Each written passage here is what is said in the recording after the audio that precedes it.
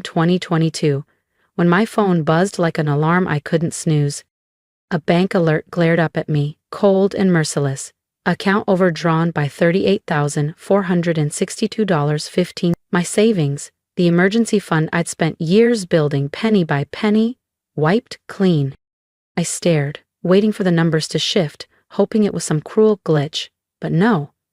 My parents had used my credit card to buy a brand new SUV and a vintage Harley, leaving me with exactly $14.27 in my checking account. I let out a laugh, short, sharp, hollow, not because it was funny but because it was the very card I'd given them for emergencies only. I guess in their world a shiny motorcycle qualified. Chaos wasn't new to me. My dad lost his fishing boat when I was 8, and instead of getting another job, he buried himself in bar tabs and tall tales about one big win on the horizon. My mom, quick with a smile and quicker with tears, had a talent for charming shop owners into forgiving late bills. By 16, I was bussing tables at Harbor Grill, handing my paycheck straight to the electric company after Dad's debts swallowed our savings. Still, I loved them. I helped when I could. I worked through community college, landed a job as a junior financial planner in Portland, and became the responsible one. When Mom's credit collapsed, I co-signed their mortgage. When my brother's car died, I covered the repairs. I thought, that's what family did. Carry each other. But staring at my empty account that morning, I realized I wasn't carrying them. They were bleeding me dry. My hands trembled as I called Dad. He answered on speaker, music thumping in the background. Mom's laugh, loud and sharp, cut through the noise. Dad, something's wrong, I said, my voice tight. My account's maxed out. Did something happen? A pause. Then his voice, annoyed, like I'd ruined his day. Lena, don't make this a big deal. Your mom had hospital bills. Your brother needed his truck fixed, and the mortgage was late. We took care of it. Why didn't you ask me? I whispered. He snorted. Ask? Your family. You owe us. Then Mom's voice, mocking, almost amused. What were you gonna do with that money, Lena? Buy yourself a fancy cake for your 29? My 29th birthday. I'd nearly forgotten it was that week, but they hadn't. Apparently, they'd decided to celebrate by draining my account. The realization hit me like a slap. Don't call me again, I said, my voice steady despite the knot tightening in my chest. Then I hung up, their laughter still echoing through the line. That was the last gift they gave me. Not love, not an apology, but silence. Heavy, ugly silence that made the truth impossible to ignore. I didn't cry. I got to work. By noon, I was logged into every account I had, methodically severing the ties that bound me to them. The mortgage? In my name because Mom's credit score was in the basement. I called the lender and initiated foreclosure proceedings in her name, removing myself as co-signer. My brother's truck? Repossessed the next day when I stopped making the payments.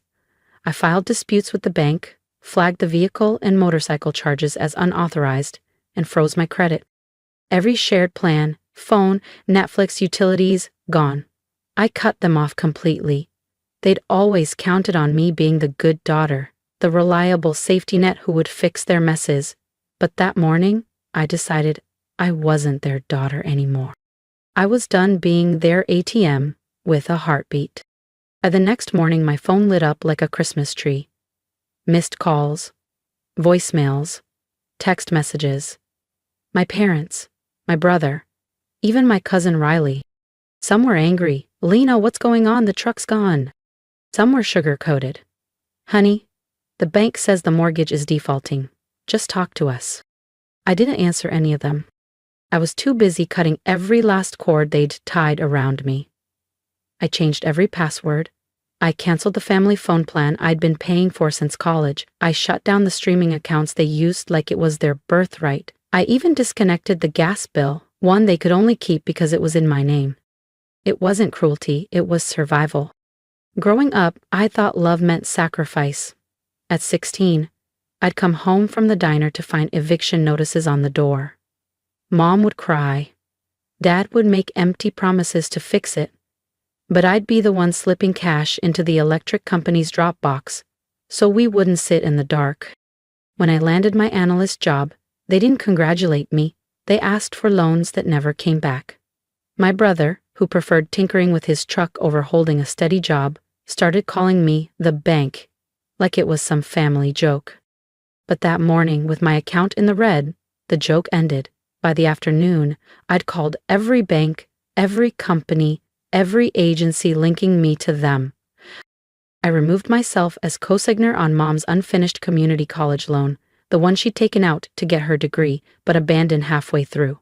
I'd been covering the payments for years without complaint. That same afternoon, I emailed my lawyer, cutting all shared responsibilities, even the power of attorney they'd guilted me into signing after Dad's minor surgery last year. No screaming, no dramatic showdown. Just quiet, deliberate steps. I wasn't running on anger anymore, I was running on clarity. They had taken nearly $38,500 from me without hesitation, and I was reclaiming my life with the same precision. No apologies, no explanations. Later that day, my phone buzzed with a text from Riley, my cousin and the unofficial family messenger. "Did you really shut off their gas? It's still in the 40s here, Lena. They're freaking out." I stared at the screen, thumb hovering over the keyboard. Riley had always been caught between siding with my parents and feeding me updates when things got messy. I typed back, "I didn't shut it off, I just stopped paying for it." The typing dots blinked, then vanished. No reply. That silence was heavier than their yelling. But it didn't break me. I was busy building something new, a life where I wasn't the one holding their world together. Then came the knock. Through the peephole, I saw Dad pacing my porch, red-faced like the salt air itself had boiled him. Mom stood beside him, wrapped in her leopard print scarf, tears as loud as the doorbell. "Lena, open the door," she called. "You're ruining everything," Dad barked. Mom's voice cracked into something sharper.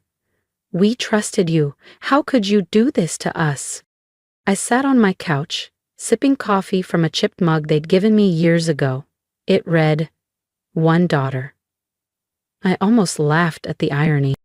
For 10 solid minutes they banged, pleaded, and threatened. But I didn't move. Their chaos wasn't mine anymore. That night, I saw Mom's Facebook post. "The ones you love most cut the deepest." Her friends piled on, calling me selfish, ungrateful, saying I owed them for everything they'd done. Owe them? I'd paid for their groceries, covered medical bills, kept the lights on, even paid for vacations they claimed were gifts from friends. And my birthdays? The only celebration was whatever they charged to my card. I didn't reply. I didn't need to. I was too busy building walls they couldn't scale. Walls made of self-respect instead of guilt. That week, I started therapy. "When did you first feel responsible for your parents?" my therapist asked. I didn't have to think. When I was 16, I said, Mom was sobbing over a shut-off notice, and I handed over my diner paycheck to keep the heat on. If you want to know exactly how I turned their betrayal into the perfect trap, make sure you hit subscribe, because the next chapter is where they realize I was never their safety net, I was their storm. That was the moment I stopped being a kid and became the adult they leaned on. I wasn't raised, I was raising them. Every bill I paid, every loan I gave, every crisis I fixed, I thought I was showing love. But they had taught me that love was a transaction, and I was always the one paying. I wasn't just their daughter, I was their safety net, their backup plan, their ATM with a heartbeat. They didn't see the years I spent pulling all-nighters to earn my finance degree, the pride I felt when I bought my first car outright, or the quiet dream I had of starting my own consulting firm. They saw a resource to drain, and when they took nearly $38,500 from me, it wasn't about the number, it was about how easily they did it. No guilt, no hesitation, just the cold assumption that my life belonged to them. That betrayal burned, but it also lit something inside me. I wasn't going to be their fixer anymore. My cousin Riley kept texting me, forwarding screenshots from the family group chat. They'd even renamed it without me. But the messages were all about me. Lena's heartless, my brother wrote. We gave her everything and she bailed. Everything? I grew up dodging debt collectors, watching mom fake tears to buy time on overdue bills, hearing dad call his gambling losses bad luck. I took those survival skills and built a career, a savings account, and a life from scratch. I shared it with them, not because I owed them, but because I believed in family. But family isn't a blank check you cash behind someone's back. I finally replied to Riley, if you keep breaking someone, don't be shocked when they stop showing up. Then I blocked the thread. The guilt tried to creep in, whispering that I was too harsh, that family sticks together. But I shut it down. Guilt was their weapon, not my truth. That night, I posted a short message to my friends online. Boundaries aren't cruel. They just make the silence easier to live with. The responses poured in. People I knew, strangers from halfway across the country. I've been you, one wrote. Thank you for saying what I couldn't. Their words wrapped around me like a warm blanket. I wasn't alone. Then, one rainy evening, my phone buzzed. A voicemail from Mom. Lena, it's me. Your dad fell, broke his leg. We're at the county hospital, no insurance. They won't do surgery unless we pay. Please, just call back. This is family. Her voice was soft, urgent, pulling at the same old strings. I stared at my phone, my stomach twisting. Then I opened my laptop and checked my accounts. I could pay for it. But then I opened another folder on my laptop. One I'd labeled Truth. Inside were screenshots of their charges, emails begging for just one more favor, and receipts for the birthday dinner they'd put on my card without asking. Their emergency wasn't mine anymore. It was just another hook they'd tried to sink into me. I texted Riley. Tell them I hope he heals, but I'm not hurting myself to fix their pain. No reply came back. Just silence.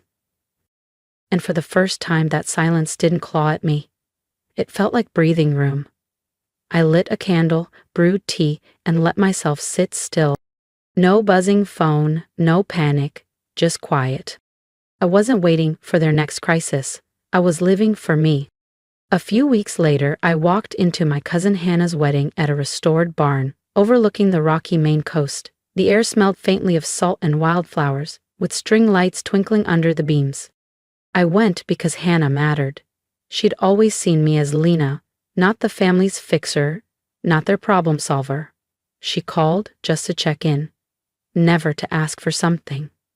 But I knew my parents would be there, so I braced myself. I wore a black satin dress, not to mourn, but to make it clear I wasn't the girl they could guilt anymore. My head was high, my heart steady. I wasn't there to mend anything. I was there to live. As I stepped inside, I felt their eyes. Mom, in a jewel-toned dress she probably charged to someone else's card, scanned me like she was measuring my resolve. Dad, leaning on a cane, limped more than he needed to, his rented tux a size too big. Their stares weren't warm. They were calculating, waiting for me to crack, to step back into the role of the good daughter. I didn't. I sat with Hannah's friends, laughed at their stories, and clinked glasses like I belonged there. And I did. For the first time, I wasn't performing for anyone. During dinner, Mom drifted past my table, her hand brushing my chair. You look different, she said, her voice soft but edged. Fishing? I met her eyes, unflinching. I am, I said, calm but steady. She opened her mouth, but I raised a hand. I'm here for Hannah, not you. Her face froze, not from sadness, but from realizing she'd lost her grip on me. I wasn't her rescue boat anymore. I was a lighthouse, bright and untouchable. When the toasts came, Dad raised his glass, locking eyes with me like he expected a smile or a nod. I didn't move. I didn't lift my glass. Peace doesn't come from pretending nothing happened. It comes from walking straight through the pain and deciding you won't carry someone else's burden anymore. That night at Hannah's wedding, I danced until my feet ached in my heels, sang until my voice went hoarse, and laughed with her friends until my sides hurt. My joy was a quiet rebellion. They no longer got to decide how I felt. When Mom passed me again, her face tight, I didn't shrink. She wanted guilt to pull me back into the role of fixer. But I was done. I left without a goodbye, the barn's warm lights fading in my rear view as I drove home. That night, I canceled the last auto pay tied to them, a utility bill I'd been covering for years. I wasn't just closing accounts. I was closing a chapter. It's been a year since my parents drained nearly $38,500 from my account. A year since that bank alert cracked open my trust. A year since I stopped answering their calls and started answering my own heart. The guilt used to hit like a siren, loud, sharp, telling me I was cruel for cutting them off. Now it's just a faint hum, drowned out by truth. I gave them my love, my savings, my years, and they treated it like a credit line with no limit. That account is closed now, and I'm not reopening it. I've built something new here in my little Maine town. My consulting business is thriving. I help small businesses bring order to chaos the way I always wished someone had done for me. My apartment is mine. No eviction notices, no desperate knocks. My friends don't call me family to guilt me. They show up to laugh, share coffee, and celebrate without strings. On my 30th birthday, my phone didn't buzz with their hollow apologies. Instead, there was a knock at my door. Hannah stood there with a cake, candles flickering in the sea breeze. She hugged me and whispered, "You were never the problem. You were just the first to break free." We lit the candles, not for wishes but for breathing. Healing isn't loud. It's choosing not to open the door when guilt comes dressed as love. Mom still posts vague Facebook rants, painting me as the villain. Dad plays the victim at family gatherings, leaning into a limp for sympathy. Riley still sends me screenshots now and then, but I don't reply.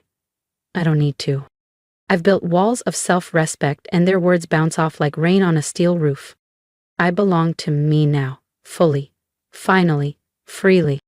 And if this story hits where it hurts, if you've ever felt used, drained, or forced to build your own walls, hit that subscribe button and walk with us into the next chapter. Every story we share is another brick in the life you're building for yourself. Keep going. I'll meet you where the light shines brightest.